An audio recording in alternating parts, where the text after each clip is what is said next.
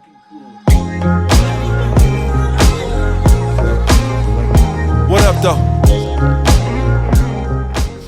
Well, y'all know how this goes. yeah. Welcome to it, 2026, man. We back in the building. This is a place where we like to bring in people that are so fucking cool to us and doing dope things and give them their flowers and just have a sweet ass conversation with them. You know what I'm saying? So if this is your first time coming, welcome to it. You know the drill.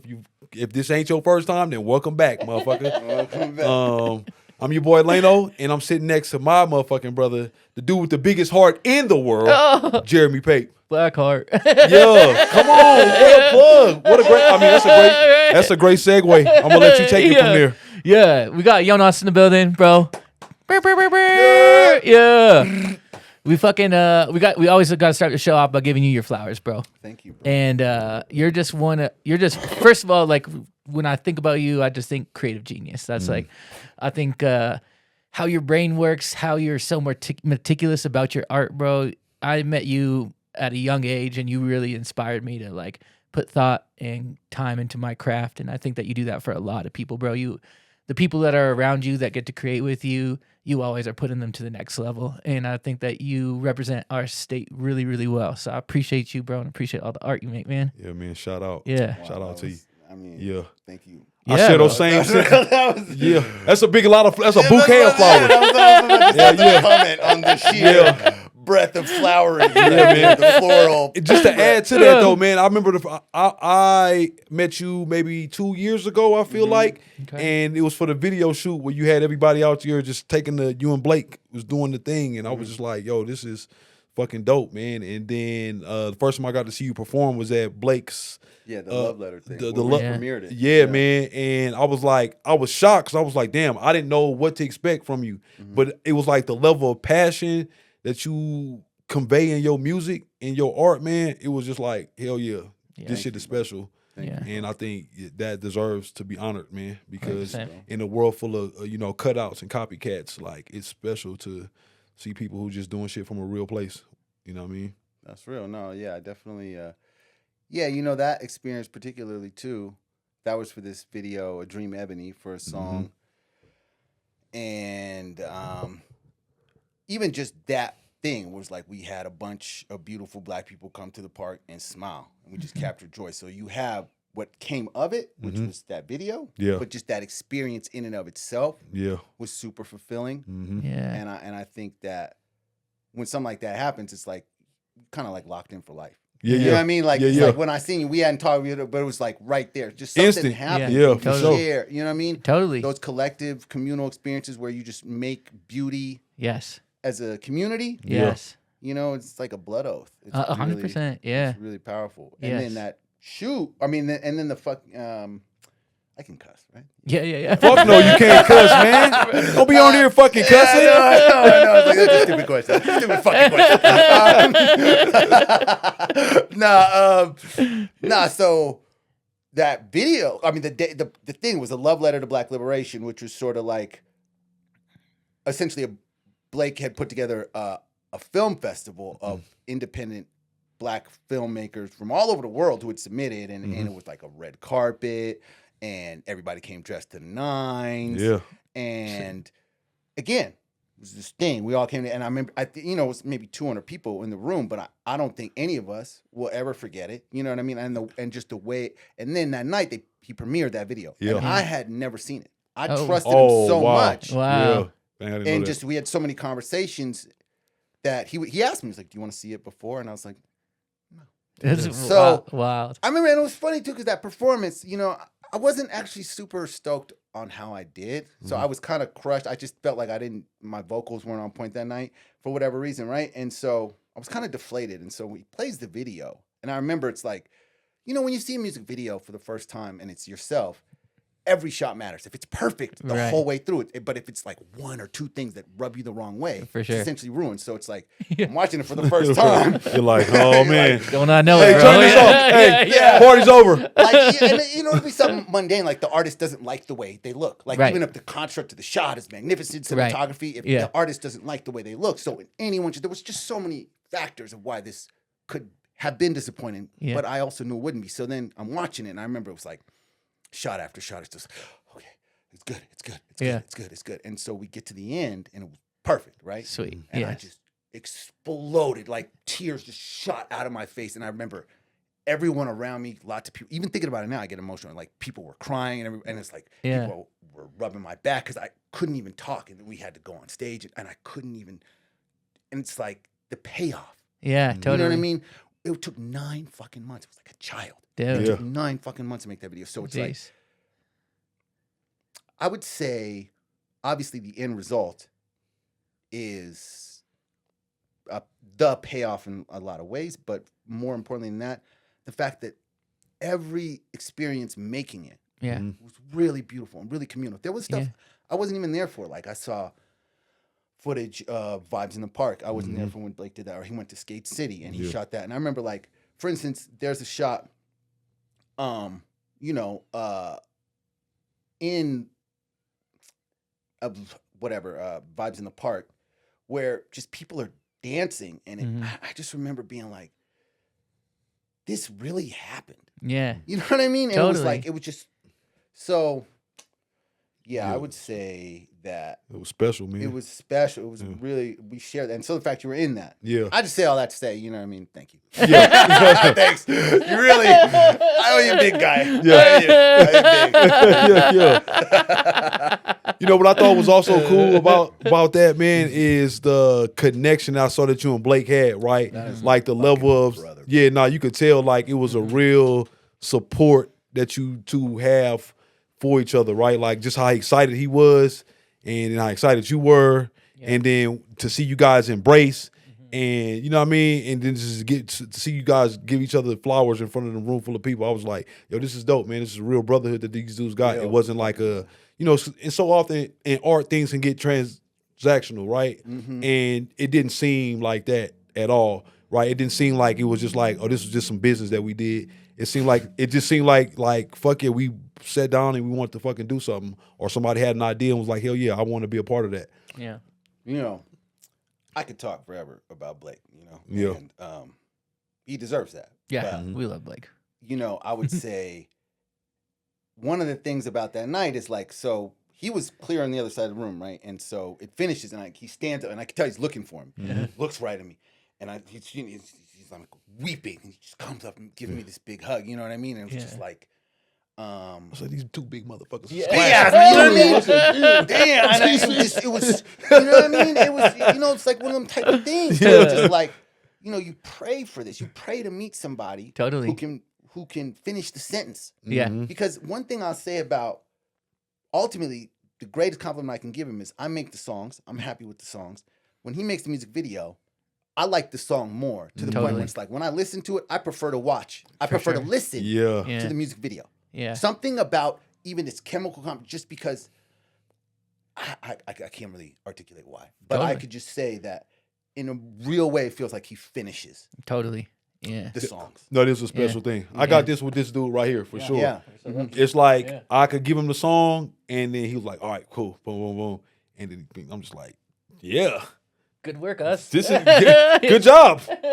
No, When are we gonna make this baby? You can't really, you can't pay for that. You cannot. No. You know what I mean? Like, Yeah. It's priceless. I'm the first to say I've never paid Blake enough. But more importantly, like one feel of the that. things that's most powerful is no matter what I give him, I know not only am I getting my money's worth, there's really no way to quantify what it is I get back. Totally. Yeah. So the idea of like getting him more money to make more higher quality shit is like my life's work. Yeah. I mean, it pushes you as an artist, right? To like, damn, I need to go harder, so that way need to I go can get harder. in positions, so I can get my brother in positions. So we could Totally. do even, like if I had $1 million, yeah. I would spend $1 million and one on the next video. Totally. Yeah. You see what I'm saying here? For sure. Yeah. Like, Yeah. Totally. I just, Yes. so I think one of the things that you mentioned is like collective or whatever. I create relationships artistically with people, and maybe we all elevate. Yeah. I would say with Blake, this is by far the most mutually rewarding, Mm. where I feel like it's doing that for me. That's dope. I wouldn't necessarily say it always felt that way For sure. in other situations. Yes. That's great. Yeah. So Yeah. Yeah. Do you think do you attribute that to like being older and wiser, and also he's not a young child as well? yeah, for You sure. know? Because I think one of the things you talk about with doing business is like fundamentally we are doing business and Sure. we got to do straight up business. So Sure, like yeah. Yeah. there's no degree of like I don't take it for granted. Every course, time it's yeah. like, how much you want, what Right. you need, blah blah blah. Right. It's never like, oh, I assume this, assume that, or whatever. Of course. And I think the heart of that is like you got to make sure people are treated well. For sure. Absolutely priority. People have to enjoy working with you and Yeah. feel like their value They're has been valued. met. Yeah. You know? Totally. Yeah. So yeah. in that way, by covering that base and giving him that honor and respect, Yeah.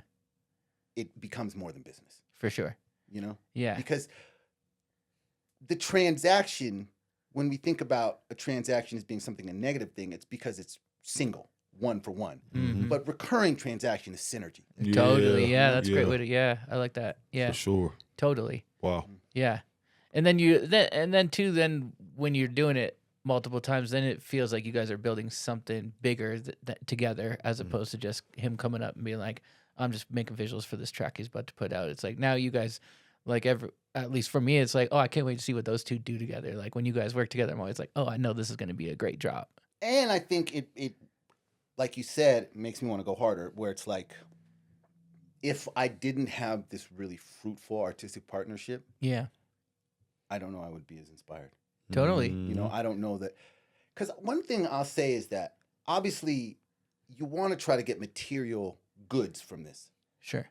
but nothing is going to pay you more than fulfillment. Right. For sure. And that's what's going to make you want to do it again and Yeah. again and again. And Yeah. again. Not money. If you're getting paid a lot, but you hate what you're doing or you're not feeling fulfilled, it's just as draining Experience. as opposed to if you're having a fulfilling experience. That's why they say labor of love, Right. You know? A passion project, you know, Right. because it's like that's what's fueling it. Totally. That's the literal engine, Yeah. That's right? the gas So to it. I think ultimately knowing that I can make not an approximation of what it is I had ambitions to make, but the exact thing. Mm-hmm. Like that's one of the things I'll say is like when I watch the work or when I listen to the songs, I don't go, man, if we had a budget, Right. Yeah. Right. Yeah. you know, if Totally. we had that's $1 million fucking dollars to me. Right. You know what I'm totally. saying? And so Yeah. it's like, imagine what he could do with $1 million. Right. Yeah. Totally. And so now we got a reason to get up and go. Totally. We're like Kobe. We got a reason to wake up early. Yeah. You know what I mean? And Yeah. want to go to the gym at 3 in the fucking morning. Right. Literally. That's Yeah. what I do. I wake up at 3 in the morning and go to the fucking gym. And because it's just like, I know. And not that it has anything to do with music, but I'm just saying this speaks to the degree. Yeah, of just he want to let y'all know that he hitting that, hitting that Yeah, motherfucking some iron. games Who's in it, gonna you pick know all what I'm this saying? shit up? I guess I gotta I pick could be in the it up. medium, but I got some respect for I'm myself. gonna pick all this shit up on my own. Since y'all ain't here at 3 in Let me the get morning. a six pack though. I'm glad I've been here shirtless out this motherfucker. You know what I'm saying? You know what I'm saying? Where's your outfit at? I'm wearing it. Yeah, we getting out there. I'm in my motherfucking outfit. I'm always in go mode. You see this shit?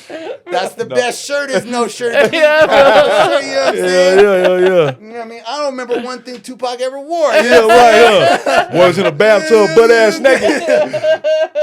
That's the flyest fit. So I'm working on that. Yeah, shit. Yeah. okay. Again, because it's like anything I can do to up Right. the odds, to increase the potential, Right. not for any material goods beyond resources, Yeah. to do this Right. an increased scale. Yeah. Yeah. Scaling up, scaling up, scaling up. Totally. Not for the material goods, like I said, but to do it. Yeah. Like, you know, we'll talk about this shit, but the idea of whatever it is we're doing, its fundamental core is what we'd be repeating, just on bigger scales. Yes. So, Yeah. like, the fact that the relationship, the community I built, I believe in it so much so that it's like, I know you give it $1,000, you're gonna get a return on investment, unquantifiable. ROI, unquantifiable. Yeah. This community deserves $1 million. And Totally. like, you know, let's expand beyond even just somebody like Blake. Like my biggest flex by far is my collaborators and friends. Mm-hmm. The thing I'm most proud of is the people I could say, I work with him. Yeah, I totally. work with her. She came to do show like. Totally. Let's segue because Yeah, let's talk about this. No, let's get into it because I mean you came with these gifts. He's like, bro, and what he- I come for? What I come for? If you're not gonna talk about it, I want to be home. This is how I look, and this is what this looks like. That's the inside. It's right here. I'm an inside boy. I got to be outside. That's how I feel. Yeah. But but tell us about these, man. Let's get okay, into so it. on He's got February nitrous in there. 12th. He's got a new addiction. Who, me? No, so there's nitrous in here. We got a new addiction. Oh, I know. It's all used up. It's empty, bro. Fuck. It's empty, bro. Count Beat me you to out. it. Beat you to it, bro. No, the Nas is great. But so I'm throwing a party Yeah. called Extinguisher. Right? Okay. And it was a song. It's a song, Yes. and it's a video Yes. that Blake shot. It was super beautiful. Yes. And I always had the idea of trying to bring it to life, essentially, like literally, because the look of the video is a white room, with Red tie, I believe. red tie, Yeah. and then essentially, like a lot of times, the way it works with Blake is I'll give him a very small idea, like a kernel of an idea that he expands upon. So this idea was a white room, and then there's a lyric was like, "My heart is a house on fire." The chorus, fire, projected onto us. That's the extent of what I told him, right? He expanded it beyond that, but that notion of a white room projecting things onto you in certain parts of the song sort of sprang from this idea I had called the White Room Sessions, which was like a performance. I didn't know if this would be like a video series. I didn't know what it would be, but just this thing that struck me. And so the music video really captured that aesthetic almost exactly to a T, right? So I was like, whatever this is, this white room, this projectile, I just want to 3D it. Make it immersive. I want people to come inside of it. Yeah. Pause, son. Wow, pause. Wow, pause. I said people, so you know what I mean? What are we pausing though? You know what I mean? This is a, sapiosexual thing. You know what I mean? You just gotta have a big mind. No, but nah. So anyway. I said what I said. Yeah. I still meant it. I Yeah. wanted people to. There's no way to phrase it. Yeah. Enter. Join. You know, no, join. Yeah. You know what I mean? It ain't no coloring it No, up. Just, you know what I mean? yeah. It's It is the what it room. is. Come in the room. Let the room fly. We do some lights and shit. Yeah. Come kick it. Yeah. But so, obviously there was that performance idea. And then, okay, so the person who produced Deals or Extinguisher is Deals Makes Beats. And in my Shout out opinion, Deals Makes Beats. shout out Deals Makes Beats. Yeah. This is really one of the dopest beat makers in the world, Yes. bar none. Yes. I genuinely believe, and he knows I believe that because, like, I go to bat for him. Like, Yes. when he showed me the beats, I remember when I first heard his beats, this is also, like, it's a circuit. I went to go see Danae Simone perform, who I'll talk about next. Yeah. And Shout it out was her a as well. snowstorm, Shout out Danae. and she wasn't ready, so I walked over to Meadowlark, and I walked in, and Deals was like, "Hey, I'm about to do a beat set," and I wasn't up on game, so I was like, "Okay, cool." Okay, I sat down. This nigga proceeded to play an hour of the sickest fucking beats I heard in my life. Like, Bro. I was screaming, like, "Rah!" Yeah. Like, you know what I mean? I was just And he blown probably away. made them that morning. Yeah. That's the crazy and that thing was about in his stuff, and I Deals. was just like, bro, send me beats, and it wasn't even like I want to rap on these. I just wanted to just be like, Just vibe to the Yeah. you know what I music. mean? Listen Like, to and it. Feel just them. the fact that just coming out, like, Yes. to me, like, we're talking about Dilla, Madlib, like the illest of the ill. It's like that strain of shit, right? Wow. He's, Yeah. he's like that level to me, Yeah. honest to God, right? Yeah. And so he does beat sets. I was like, he's got to do a beat set at this thing because it's sick. His beat sets are so sick, right? Yeah. So like, Oh, yeah. I imagined it in Red Room, so this was another thing I added. And then, particularly, there are 3 DJs playing: Hex Kitten, DJ Loki, and Precious Blood.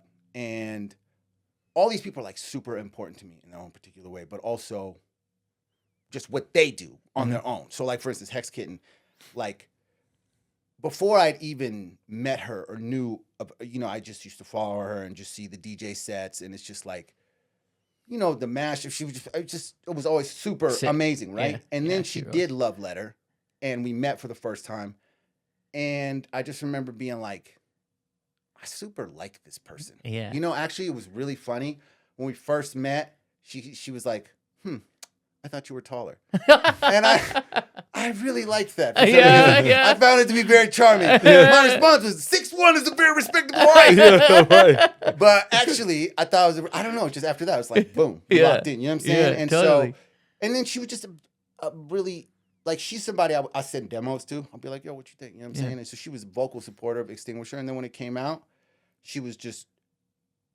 a soap supporter, you know? And then she made a sick-ass mashup to it called Hextinguisher, where she threw it on this old Timberland beat or whatever. You know what I'm saying? It was so sick. So I'm just like, okay, this is a part of this world, right? Or DJ Low Key, obviously. One thing about DJ, actually, let me talk about Precious Blood because DJ Low Key deserves, like, I got to explain his role. He's very pivotal in this. But Precious Blood has a night called Possessor. She's a DJ. And it's a goth night. And goth is just a big part of who I am. Yes. You know what I mean? It's just always has been. But, like, I never necessarily felt welcome in goth spaces because they're just very pale. Yeah. Yeah. To a repulsive degree. You know what I mean? It's not even this like, I want to be down. It's like, oh, what are we doing? Yeah. keep the lights off. But, nah. So Possessor was like the first gun I ever seen was like mostly black and brown people. Cool. You know what I mean? And like, and her taste, like when I would go see, it's like, when we talk about what defines goth, it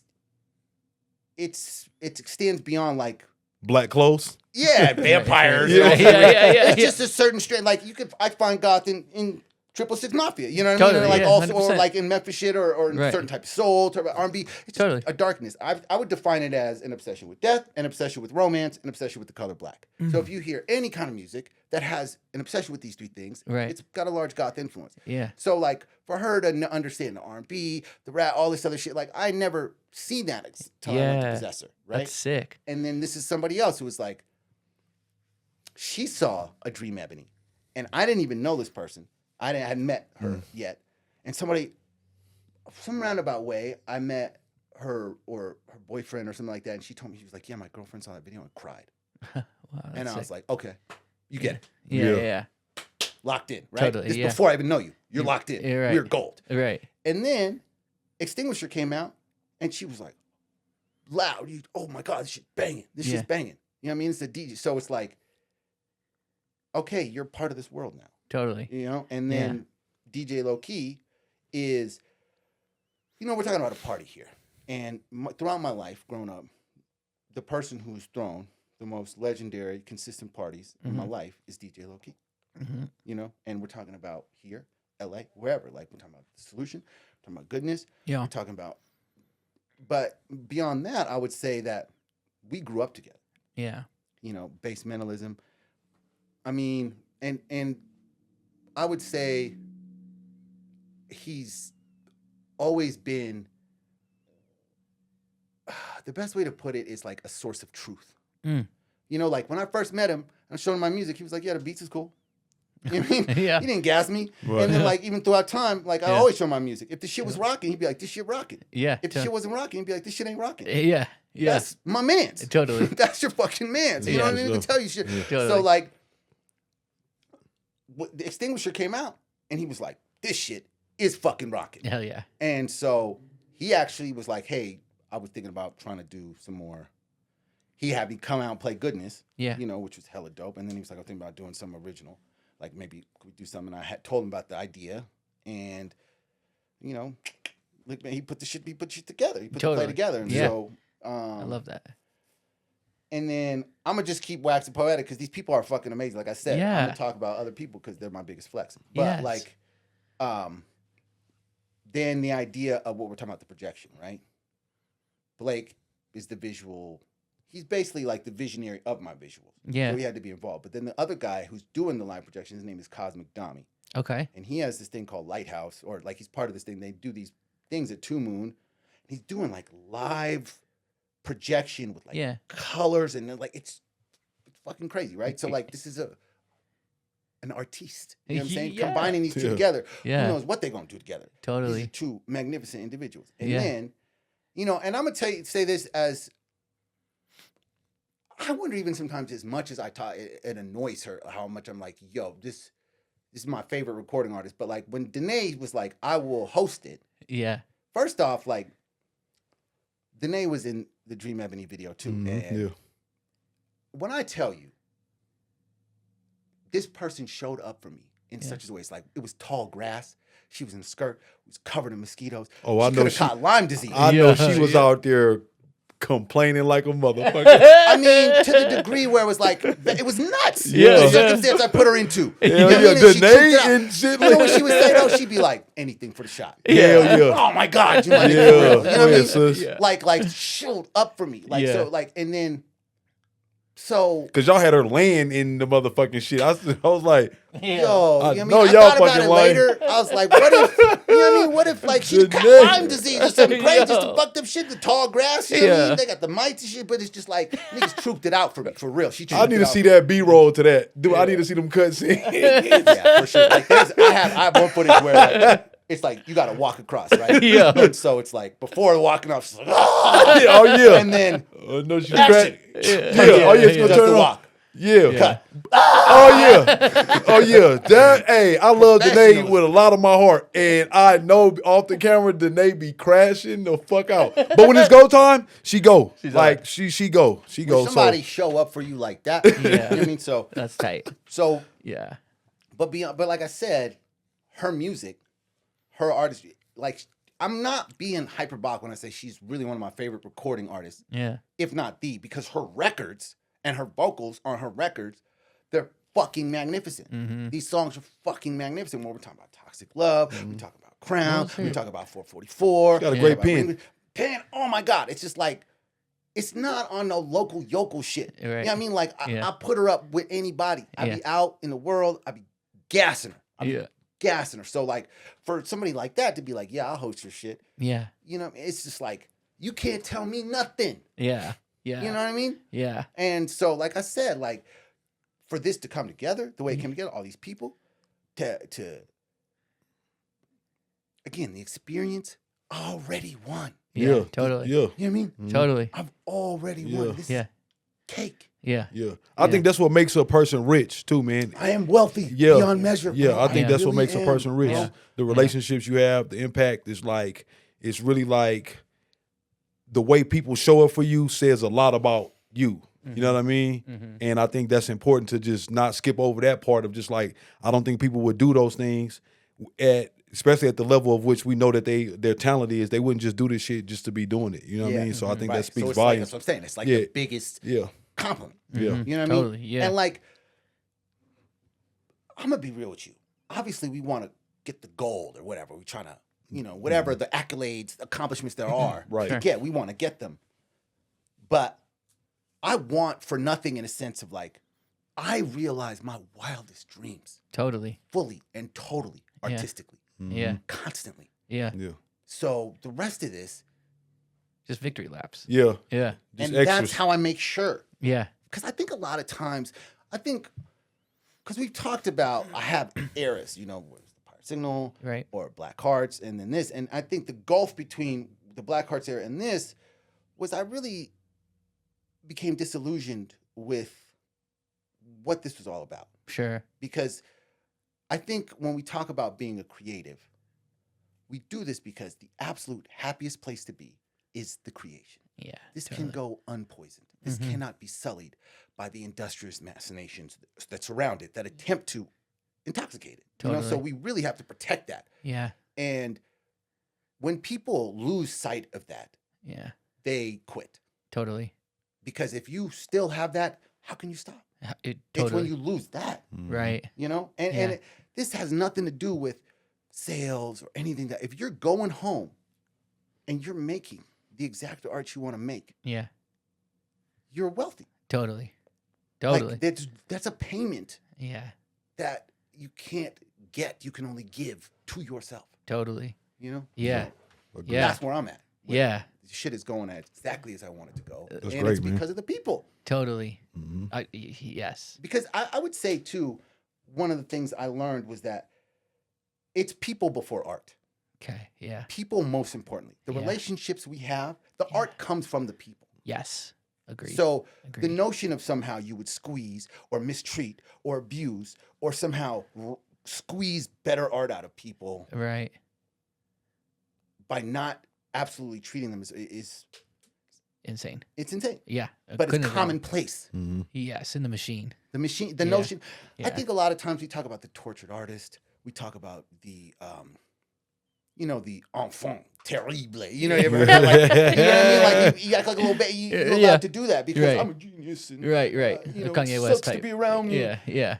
And what he became, Right. right? And I think a lot of times it's a self-fulfilling prophecy because as an artist, you're kind of told if you really want to be considered serious, you got to be difficult. Right. You know what I mean? Like if you're easy to work with, you're like Adam Sandler or something. You know what I mean? Like you're not serious. You know what I mean? Or something. I'm not even saying Adam. I'm just speaking about. Right. And part of that is just like these romantic notions that are sold of what an artistic career should be. Totally. For the most part, they're relatively self-destructive. Mm-hmm. And that's like kind of one of the things that's it's almost like school loans in a sense where it's like in order to enter into the field, you have to absorb a tremendous amount of debt. Right. So, and I think a lot of times systems are set up that way because people want you to come into the game in the hole. Right. So like so they can control people the are giving you bad advice. Right. Because they want you to suffer. Right. Fundamental. And this is dark and evil, but what I'm saying is there's the reason these artistic stereotypes exist, the 27 Club, the 21 Club, the self-destructive artist. Tupac is dead at 25, and this is a messianic figure, is because as artists, we create something that survives us. Right. And then it's much easier to manage when we're dead. To control its narrative. Yep. You know, like Yeah, wow. They used to kill revolutionaries. Now they co-opt them. But if they can't co-opt, I think a lot of times we deal with the notion of if you make something valuable to other people, do they value the person who creates it? Or how many people slaughter the golden goose all the time? That's capitalism. We slaughter the golden goose. Right.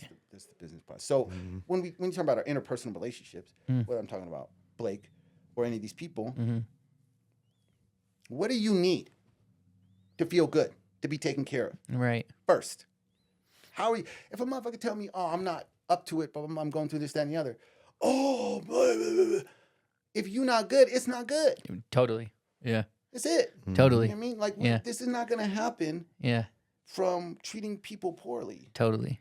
Yeah. The best art is going to come from, and I think that's why maybe people show up for me, because they know that I value them and I'll treat them accordingly. Right. To Totally. the best of my ability. That's genuinely my ethos. Totally. Yeah. Yeah.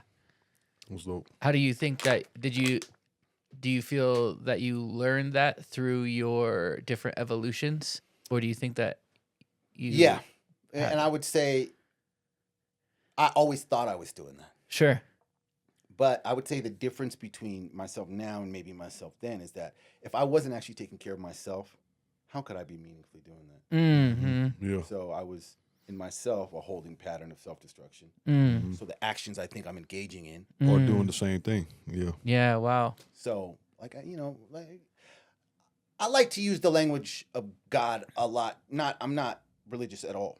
I'm not entirely, but it's a way to frame the universe. And when they say something like "get right with God," that's something you do alone. Yeah. Totally. You gotta get right with God alone. Yes. Yeah. Get your shit together alone, Yeah. and then go out into Yeah. the world and touch people. Totally. So I think that's when we talk about this gulf, this period Yeah. of dormancy, wilderness years. Yeah. It wasn't spent all doing that. It was years fucking off and figuring out what the fuck is going on. Why is this? And then, Yeah. Sometimes you gotta Totally. get it wrong to get it right. Yeah. To know what even right is. and to be like, to just stop, be like, what is wrong? You know Yeah. what I mean? Like, Totally. what am I doing this wrong? I remember I went to therapy because I told her I couldn't finish my album. The real reason I go to therapy is a bunch of other shit. Totally. Yeah. Which then allowed you to finish the album. Yeah. Gotta get that other shit out the dirt first. I got a buddy, man, he used to always tell me that, man. He's like, he said, man, people were trying to grow new flowers in old dirt. And you can't do that. And then you like, why is this flower not growing? Well, I got dirt in it, I'm watering it, I'm talking to it, it's getting sunlight. And it's like, because there's too much other shit in there that's got to come out first. It ain't that you aren't worthy of growing flowers, but Right. you also have to do it the right way, and you don't get to skip steps. You don't get to skip steps. And I think that, especially as we age as men, we're going to have these cycles of what I can only call as like devastation and then recreation, kind of cyclically. And it's like, for instance, even if we're living upright, bad things Still may happen to us. Yeah, that's guaranteed. 100%. And that's when you actually see if you've internalized those processes before. Yeah. Yeah, You know I what I would mean? say heartbreak saves your life. Yeah, If You allow it. Yeah. right. you allow it. And you've done the work. Yeah. And I think that when we talk about being an artist, only recently have I started to see the sort of sentiments that I'm expressing. And I'm not saying I was the first to do it. I've heard it invariably. Somebody else said it first. Sure. I'm nothing, but it seems more commonplace where people are just starting to realize, like, can't be a piece of shit.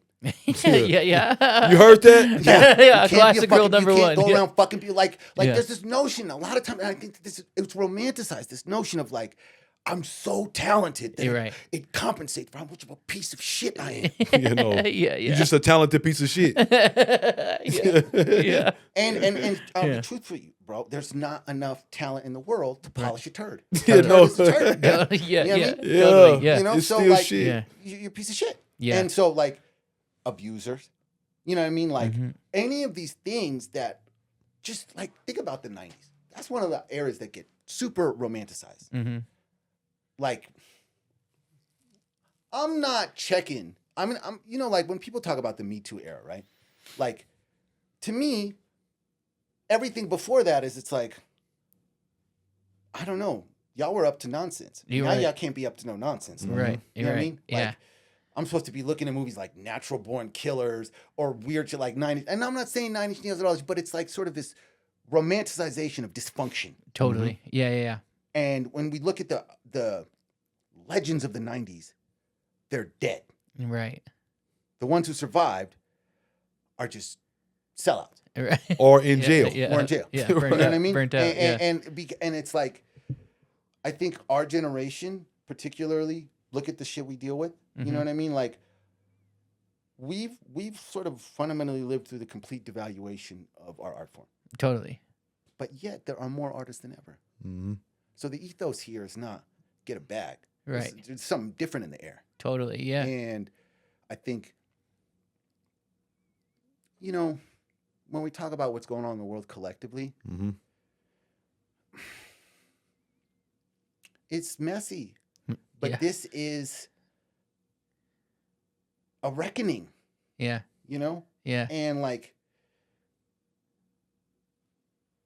the ethos and ideology that allowed this particular circumstance that we live in now, this administration, was just festering among us. People were Right. just walking around, secretly wishing all of the brown and black people around them were being, you know, concentrated, shipped out, maligned, but constantly. Right. Now it's It's laid happening. bare. Yeah. And everybody's being affected by it. Everybody. So I Yeah. mean, like, I'm grateful on some respect that it's like we're getting through it because that's the only way to get to it. Fuck Right. yeah. Yeah. It's for me, bro. It's like this shit was bound to happen. It's unavoidable. Like we had a guest on and we were talking about this, and it was just like he made a comment. It was like, "Yeah, it's time. It's time now." And it's just like, "Yeah, but this shit has been going on. It's been time. you know, but you see people being like, No better time than now than the present, but it's been time." well, this is. I mean, like people be like, oh, so this is what black people were talking about. A fraction of it, but yeah. Seriously, Yeah. you know what I mean? And it's Yeah. like, to me, I know black people. There's not a black. I don't. Let me not lie.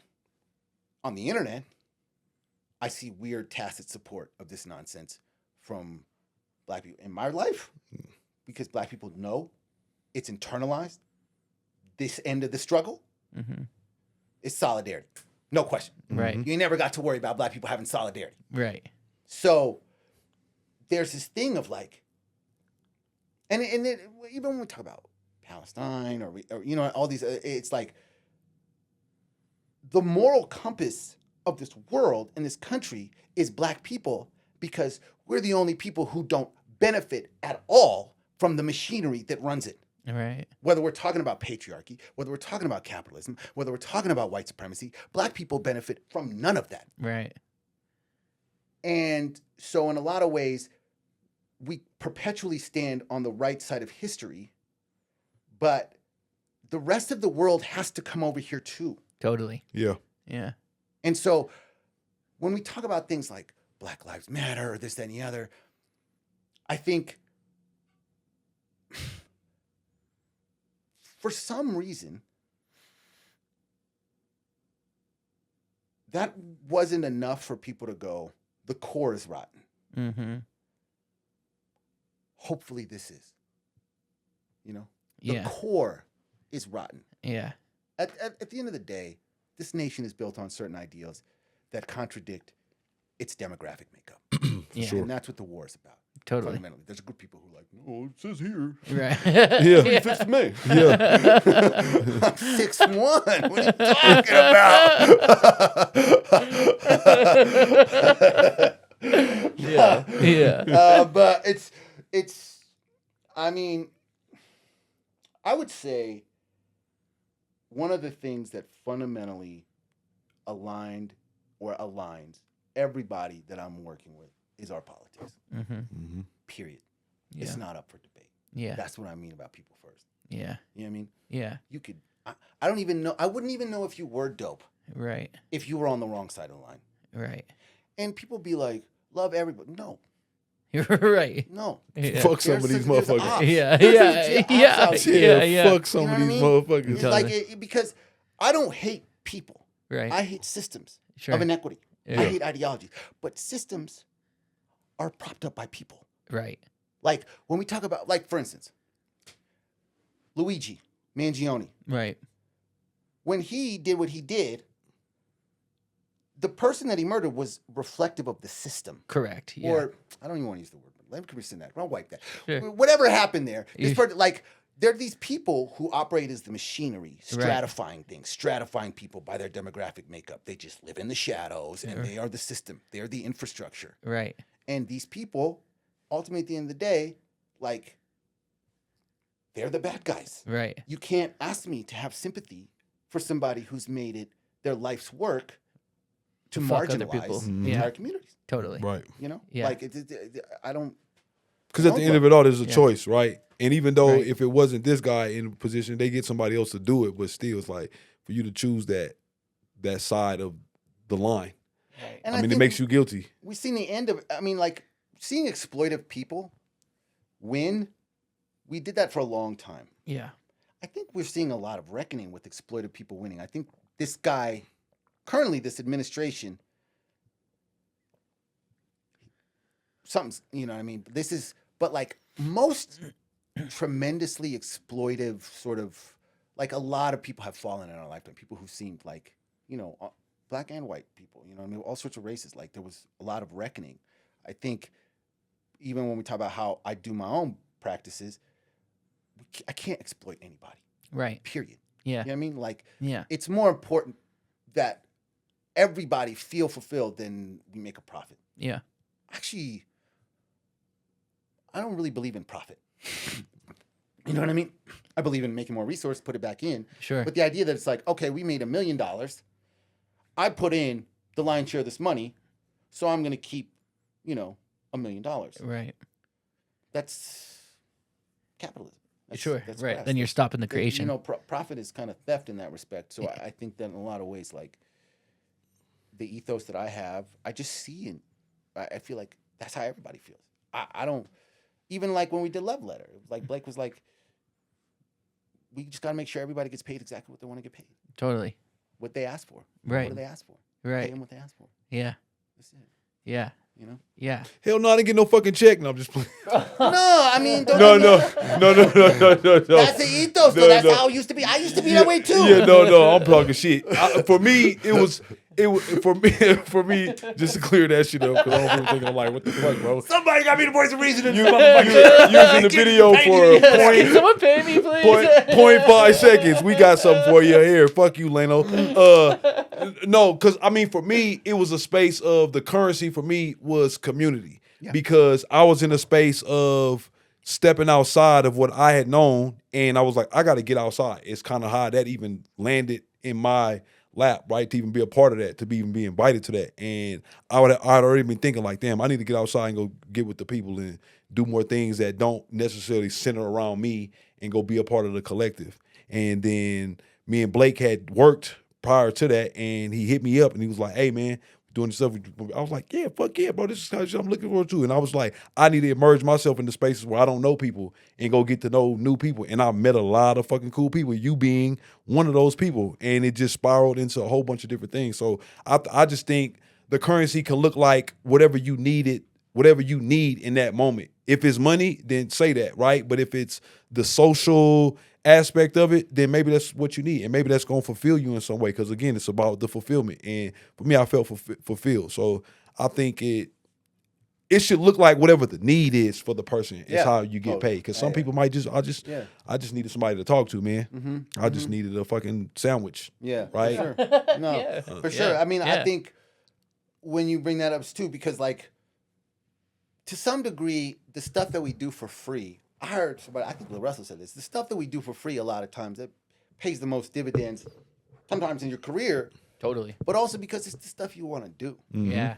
You know what I mean? So I kind of look at things a lot like that too. Like if I want to work with somebody, money's just, you know what I mean? Like that's its own reward. And I use that phrase a lot, its own reward.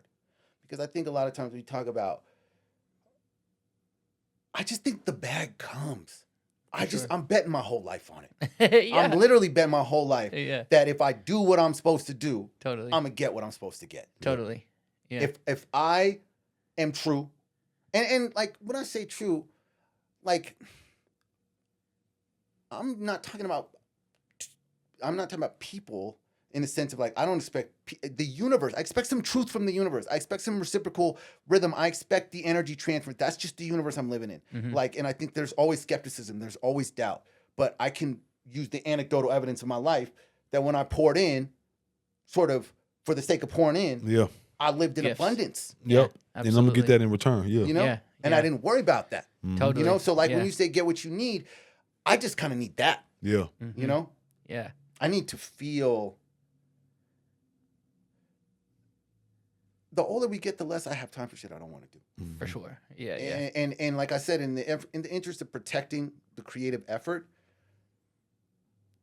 with what time I have, if I'm in the creative world doing something I don't want to do, right? That's crazy. It's a waste of money. You know, everything. What am I doing? Yeah.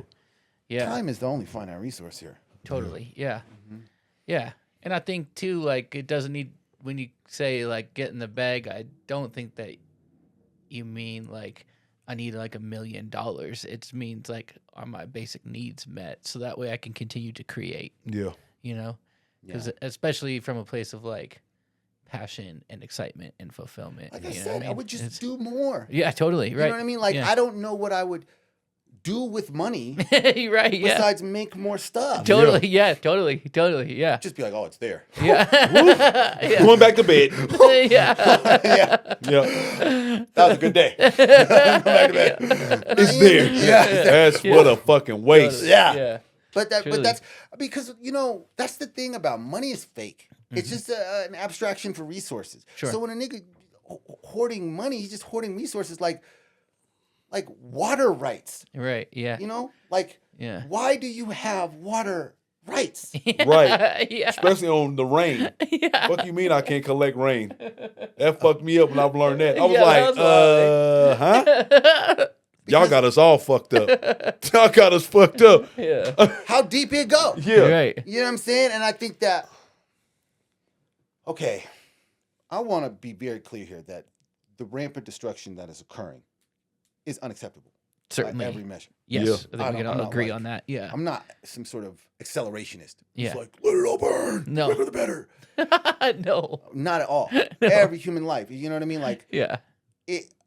I will shit you not. Every morning, if I think about it, I choke up real quick. Like, Sure. my face gets hot. Like, just thinking about the sweeps. Thinking about, Right. just so Yeah. very little. But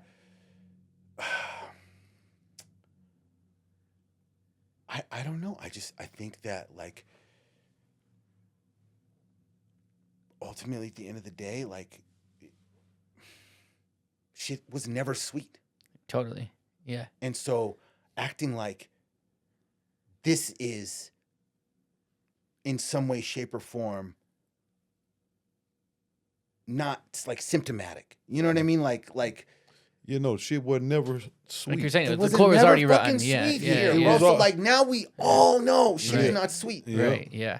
And Yeah, You here it gotta is. do something about it. I'm Yeah. tired. I was tired of living, and I knew it wasn't, but like, yo, we done had 2 terms of like I'm just our whole lives. I don't know how old you are. I'm 43 years old. Like our 38, entire yeah. lives. Yeah. I ain't never seen American prosperity. Right. I mean, and when I have seen American prosperity, I was too young to taste. I was fucking 12 years old. Right. You know what yeah. I mean? Yeah. Don't let me get to go. Whatever. You know, my entire life has been disillusionment with Totally. the American dream. Right. You know what I mean? Yeah. So, what you tell me? What am I losing? Right. Democracy? Right. Yeah. Ain't had it, babe. Yeah. What are Yeah. we talking about? Yeah. They were stealing elections in 2000. Yeah. Yeah. Ain't had it, babe. Yeah. Yeah. Yeah. This shit is being fucked up. But my party is going to be a lot of fun. Yeah. Fuck yeah. Hey. Fuck yeah. But let's forget all of our cares. Yeah. Yeah. No, you know, I think to some degree, I don't necessarily feel like I feel the art is a weapon. You know, Yeah. Yeah. Like art is power. Yeah. Totally. I Yeah. always have to say, art is power and beauty will save the world. Totally. fundamentally. Yeah. So, I mean, on some level, it's a party. On another level, it's like a collective war cry, war chant. We all get Totally. in this room Yeah. because everybody's aligned spiritually, everybody's aligned ideologically, Yeah. Mm-hmm. Yeah. and you Yeah. know, it's Go what- from there. it's- Whatever Yeah. happens from there happens. Yeah. Yeah. I think Yeah, that's great. so I don't look at it like it's escapism. Right. Yeah, no. No. Yeah. I was just saying that, but you know, Caitlin from Wheelchair Sports Camp. Yeah. I was talking to her and she was telling me she's going to the protest this afternoon. And I was like, oh, I'm doing some pots today. And she was like, that's cool. She was like, you're making art and doing that is a form of protest, you know, just like how you live your life is a form of protest. You know what I mean? And like, as long as you keep creating, keep saying what the fuck you need to say, you know, that's doing a little bit. Revolution is an ideological endeavor. Yeah. This is a war of ideas, Yeah. Totally. you know, and Yeah. that's why art is the premier battleground. Yeah. You know what I mean? Yeah. And like, particularly when you think about something like movies, for instance, because movies are really the synergy of all art. You know what I mean? In a lot of ways, you could have every movie, Right, push, all right. this stuff. Yeah. So important what's in a movie. Mm. What is the messaging? What are they saying? Because this shit is going to disseminate, right? And the same thing with the music, and same thing with the art. Is it's like people pick up the sword after the book. Mm. We're going to war over books, Mm-hmm. not going to war over guns. Right. Now, granted, it's resources as well. But what's in those books is the idea of how do we treat these resources? Right. Right. Like, fundamentally, everything we see is based on, I mean, every civilization that exists currently in the Western world, most of the Eastern world, is based off of one book. Right. You know, Yeah. Yeah. whether we're talking about the Quran or the Bible or the Torah. So ultimately, at the end of the day, like when they say the pen is mightier than the sword, as musicians, as artists, really no matter what medium you're using, you're a writer. Mm-hmm. Because we're talking about the construction and dissemination of ideas. And, you know, like that movie Inception, I always thought it was about essentially if you can implant an idea in somebody's head, you can't unplant it. It creates there. the work, Right, does yeah. everything it needs to do, you know? Yeah. And so, like, so much of what we've seen in the world that I talk about with this reckoning is because ideas are really flowing. Mm-hmm. You know, like, they try to throttle them. They try the outward and all this other stuff. But it's like, I know the amount of exposition I've had to new radical ideology has completely transformed who I am. Mhm. And it's done that for virtually everybody I know. Mm-hmm. You know what I mean? Whether we're Yeah. talking about, and it's books. Yeah. It's It's books. books. It's fundamentally, it's literacy. Yeah, no. Yeah. Seriously. Books have literally changed who I am. Totally. I'm talking about just within the last 12 months. More than anything. Yeah, I am like a completely different person based off of the last few books that I've read. Like, fucking, it's crazy. And I'm just like, oh yeah, this is where the power is at. Because through this, it provokes the thought. Then the thought, you start to ponder on it. You like, I'm about to experiment with this shit. Yeah. Then you experiment it, you try, you like, okay, I didn't get that right, but look what I found looking Inception. for this. Right. I found something that is invaluable, and you can't take it from me. You can't take it from me. There's nothing you can do to take it from me. I mean, That's think why you gotta about be thoughtful like, about what you're putting in. when we talk about the Black experience in America, it's a war to separate our bodies from our minds. The last thing they wanted Black Americans to do was to connect their minds with their bodies. And even there's a credible book called Afro-Pessimism, but it's a whole school of thought, a meta theory, a lot of writers, where they talk about this term, the libidinal economy. Like literally the Black body was the currency that was fought over. It's the first capital in this country. You know what I'm saying? Right. So it's like the business of Black people capturing their minds is the act of revolution. You know, like you want to join the Black Panther Party, first thing you do is you got to read these books, right? You want to engage in revolution, first thing you got to do is read these books. Yeah. Because after that, it's over. It's over, man. It's over. It's literally like when you put them glasses on, you like, oh shit. It will work itself out. Yeah, and those glasses, I truly believe, are a mirror. It ain't so much you seeing out there something different. That shit is reflective of what's going on in here and what you missing as far as like where the power really is coming from. And you like, damn, I can really break the fucking rules and I can make some new ones. As Black people, they don't want us to have self-awareness, you know? Knowledge of self, right? That's something that like, I think obviously all my art is about Black liberation. First and foremost, Black people. That's what it's for. That's what I care about. I don't give a fuck. So this is what it is. I love everybody. Yeah. Like, and one time a nigga was like, man, Yonas, you just hate everybody. I was like, no, I love Black people. You know what I mean? So like, let's just be clear about that. But so I think about but what I think about is the uniqueness of the Black struggle, what it means, Black liberation. And obviously there's material conditions. But fundamentally, Black liberation is like, once the Black man or the Black human being is in possession of their mind, freedom is an inevitability, right? So much of what the business of maintaining after slavery, Jim Crow, gerrymandering, redlining, DEI, all this stuff is just about separating Black people from self-awareness. Yeah. And now it's just begun to expand. Like that was the experiment. And he's like, okay, now let's put it across the board. I don't give a fuck what you look like, what the color are you, what. I'm giving it to everybody. And now it's spilling over to where it's like, oh, damn, this is enough. It's like, fuck, man. It's been enough. Yeah. Now they got us all. We all been bit by the shit. And now, you know what I mean? But it's affecting everybody. Just like, we don't want anybody to be knowledgeable of nothing, so we going to strip it all. We don't want nobody to have no fucking information. We don't want nobody to be fucking thinking for themselves. We don't want nobody to go against what the fuck we talking about. Everybody just do what we put in front of you. Be entertained. Shut the fuck up. I think the shock everybody has, let's just be real, it's just like, damn, like they're getting clapped too. Yeah. I mean, obviously that shouldn't be the metric. Sure. But again, it's just instant. Damn. Yeah. Oh, they really clapping everybody. Yeah. Oh, they really coming. And it's just. So when you talk about art in this era, when you talk about the potential for repression, when you talk about what it is we're doing, it's like fundamentally what it is we're doing. It already is underground. It could go underground, but it's like, even if we were under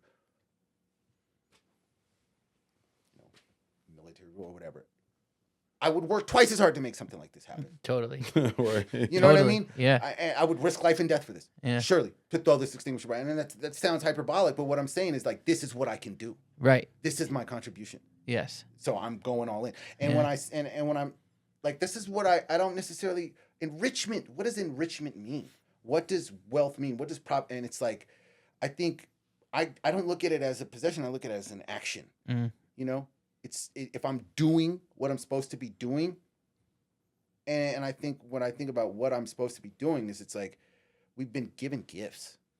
Yeah. Like, if you're good at this thing, use that thing to achieve this goal because this goal needs everything, Yes. whatever it is you're good at. Totally. And Yes. lock in and Yes. treat yourself well. Yes. And you know what I mean? Like lock in. It's time for the great lock in. Yeah. Like, Yeah. You know Yeah. what I mean? Like Yeah. up your skills. You know what I mean? Yeah. Get sharp. And like a lot of the nonsense, a lot of the bullshit that we get to, like even like, you know,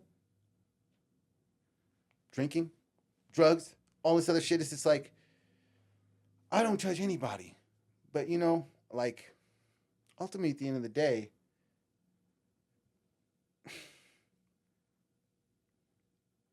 if you're not going to have mastery of yourself, have mastery of that. Totally. You know, Yeah. and Yeah. I It's just really- think it's really important now in this that the things that we do, It's done in a sober mind. kind of, yeah. I mean, you know, and obviously I'm not, you know, like because that's Of course. We're not telling people Right, what yeah, to do, yeah, how to yeah, live their yeah, life, yeah, right? yeah. Not, you know what But I there mean? is a huge benefit for like even just recently I've been going through it and I was like I just got to do it soberly just so that I can have like you know I know you're not a big God guy but just like be able to tune in super good, right? And just be able to be thinking with a clear mind to make wise decisions, Right. to be able to be the best use of myself to my children, to my community, and That's self-awareness. yeah, and I think drugs and alcohol quickly dull yourself to that degree. And you gotta, and in the midst of going through this, you gotta be grateful for the fact that now you're at that degree. Totally, yeah, That totally. You are the person you are is prepared to deal with this. Yeah. Sure. That's what we're talking about. Like those Yeah. previous cycles of devastation. Right. Yeah. You did learn from them. Totally, You yeah. are like, you know, I think when we talk about the challenges we face, we have a choice to decide whether we are up to the task. Yeah. Yeah. I mean, I'm a person who's made a decision a long time ago. Every problem is an opportunity. Yeah. Mhm. 100%. What is it? What is the opportunity here? Yeah. Right. You know, Yes. so I think that mindset right out the gate Yeah. is it's like I wouldn't be presented with this challenge if there wasn't something to gain, Absolutely. and that's a decision. Absolutely. You know? Yeah. Like, and so we start to talk, and I think a lot of how you like when you get to late 30s, early 40s, or whatever. In my experiences, you really got to decide what your values are. Mm-hmm. You really got to decide what makes you. You got to know yourself because if you're chasing the wrong things, you know what I mean. Like fucking off the second half is way different than fucking off the first half. Oh, For yeah. sure. You know what I mean? Yeah. Halftime is all different. You come out, you Yeah. know what I mean? You Yeah. fuck off the second half, you lose the game. Totally. You yes. fuck out the first half, you can still come back second half. Yeah. Totally. Right? You know yeah. what I mean? Yeah. So like you can't be doing it. You know what I mean? Yeah, So like there's totally. certain shit that I think that like I often say, had I been given the world, then it would have been disastrous. Sure. Yeah. And now I'd be like, if I was quote unquote given the world now, I'd know what to do with it. Yeah. And then I realized I fucking have the world. Totally. Yeah. Yeah. This is everything that I want is an eventuality of the process, Mhm. Yeah. of maintaining the process. And here's the joy of that, is that absolutely nothing is lost by following through the process. Mhm. That eventuality, that assuredness is not about the notion that it's like, well, if I didn't get that at the end, this was all for naught. It was Right. all for waste. That is, speaks to complete alienation of what the fuck it is we're doing this for. Yeah. I do this because I love doing it. And in the process of that, there are things I don't enjoy doing, Sure. Yeah. but they contribute to the greater scale of what it is. They're necessary, Right. Yeah. you know, discomfort. Yeah. So I think a lot They of times increase your dedication. increase your dedication. Yeah. You know, so we just gotta, in a lot of ways, make these particular choices Mhm. about how things are at this Yeah. point, at this big age, as a Yeah. man, Yeah. as an adult. I Yes. think that's the true thing is you've made a decision of what reality is, Yes. and you protect it. Yeah. Yes. I think that's a think that's a great segue into the question that we like to ask everybody. Is that cool with I you? love it. Yeah. Yeah. Our welcome to it moment. So I would just want to kind of reconstruct it for you, just because this conversation has been, very just good, right? It's been a good Yeah, conversation. yeah. I'll just keep it there. But like, what do you feel like was your welcome to it moment with self enlightenment?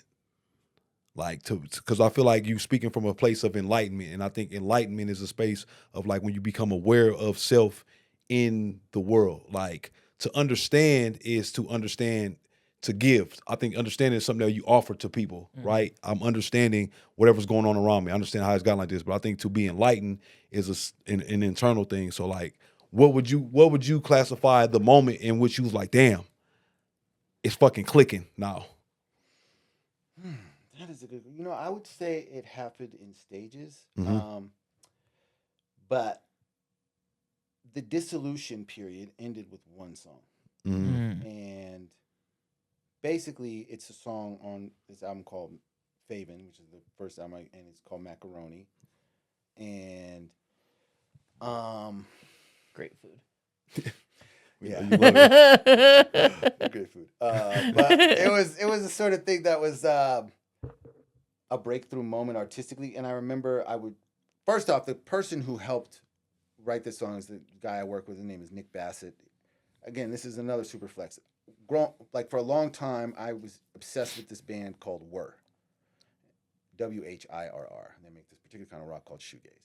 I was also obsessed with this other band called Nothing. Similar kind of bands. I had no idea they were related, right? And so years go by, and eventually I make friends with a guy from another band that I really loved. The band was called Weekend, and his name was Sean Durkin. And we just became really good friends, exchanged music, blah, blah, blah. And he was kind of around while I was still at the tail end of dissolution, wilderness years. So we kind of bonded over that period.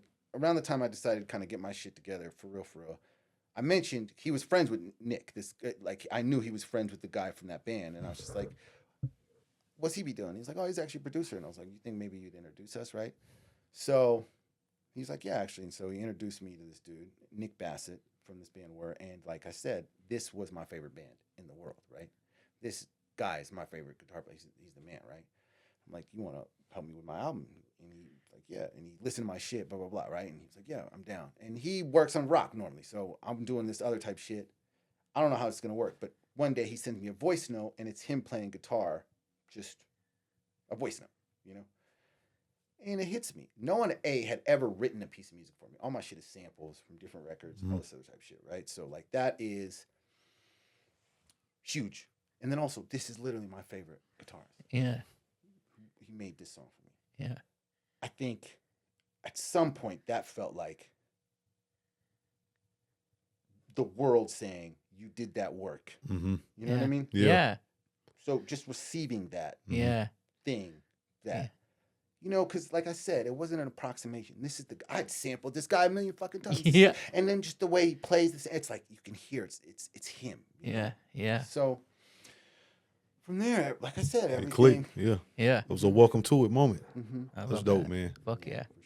Fuck yeah. Well, bro, it's been amazing. Yeah. Nothing short of it having you here with us today. Yeah, bro. I appreciate it. We really got to it, huh? Yeah, We bro. really did get to it, huh? We really did. All the way to it. Yeah. Shit. To it and do it. Yeah. Tell them about the Extinguisher Party, where to get tickets, where it's gonna be at, all that jazz. Yes, that's very important stuff. Yeah. It is Extinguisher, February 12th, Okay. 2026 at Two Moons Music Hall, Cool. which is 29th and Larimer, I believe that to be true. And tickets are available through my website. My name is Yonas.com. Yeah. Right when you go there, boom, first thing you see. Yeah. Yeah. Click this link. And, unless you see me out in the streets, you can Venmo me. Yeah. Yeah. I got you. Yeah, I'm outside. We outside. We just come take a photo. You Yeah. know what I mean? And like we dropping merch. That's another person I want to mention too, who actually designed these. His name is Sky Welkin. And Cool. He's a really dope painter, artist that low key introduced me to. Cool. And he basically had the idea of like, what if we did like a character, sort of anthropomorphized, an extinguisher, and he drew this design that is the shirt that I'm dropping. Sick. And then I was like, will you do that on these? And these are literally what I put myself out with. I didn't put myself out. Two people put me out. Yeah. And I also didn't light myself on fire. Two other people lit me on fire. But Yeah. I did get lit on fire Yeah. and put out Extinguisher. with these two extinguishers Sick. that we call the Flame Out Babies. Yeah. That's what these are called. That's this brand because it's like Okay. if you were to ShamWow an extinguisher, any fire you Yeah. need. Oh, Flame Out Baby. Yeah. I don't know. I just thought Yeah, that was funny. Yeah. So that's just kind of the lore behind that. Fuck yeah. Well, dope, Fuck yeah. Mm-hmm. Hell Fucking yeah. Awesome. Well, we'll see you all on February 12th. 2026. Yeah. You fucking creeps. Welcome to it, y'all. We love you. Love y'all. Peace. Oh yeah, that was dope. Thanks, bro. Fuck yeah. Yeah, dude. What up, though?